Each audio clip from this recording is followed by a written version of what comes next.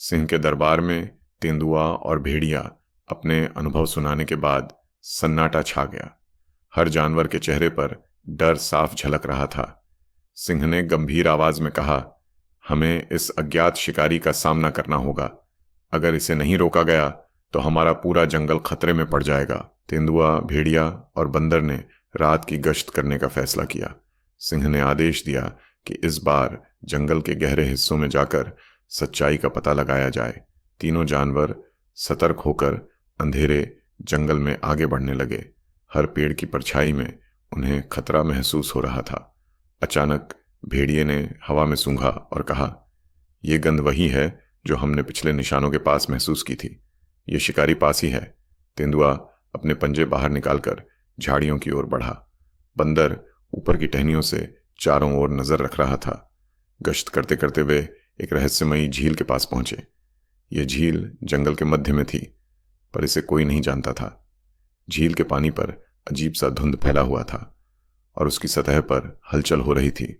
भेड़िए ने झील के किनारे पंजों के नए निशान देखे। उसने कहा, यह शिकारी यहीं कहीं छिपा है। अचानक झील के पानी से हलचल तेज हो गई और पानी के अंदर से लाल रंग की चमकदार आंखें नजर आईं। तीनों जानवर चौंक गए। तेंदुआ दहाड़ते हुए आगे बढ़ा, लेकिन तभी झील के पास की झाड़ियों से एक बड़ा अजीब जानवर बाहर निकला। वह जानवर किसी भी दूसरे जानवर से बड़ा और खतरनाक दिखता था। उसकी काली चमड़ी पर घावों के निशान थे और उसकी आंखों से खून जैसा लाल रंग झलक रहा था। तेंदुए ने उसकी ओर झपटने की कोशिश की, लेकिन वह शिकारी बेहद तेज था। उसने तेंदुए को पीछे धकेल दिया। भेड़िए और बंदर ने एक साथ हमला करने की योजना बनाई। भेड़िया उसकी टांगों पर झपटा, जबकि बंदर उसकी पीठ पर चढ़ गया। लेकिन शिकारी ने एक जोरदार गर्जना की, जिससे पास के पेड़ तक हिल गए। यह लड़ाई लंबी नहीं चल सकी।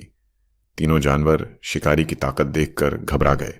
भेड़िए ने कहा, हमें महाराज को यह खबर तुरंत देनी होगी। यह जानवर हमसे कहीं ज्यादा ताकतवर है। तीनों जानवर जंगल के किनारे की ओर भागे। झील के पास वह शिकारी खड़ा रहा और गहरी गर्जना करता रहा। उसकी आवाज पूरे जंगल में गूंज रही थी।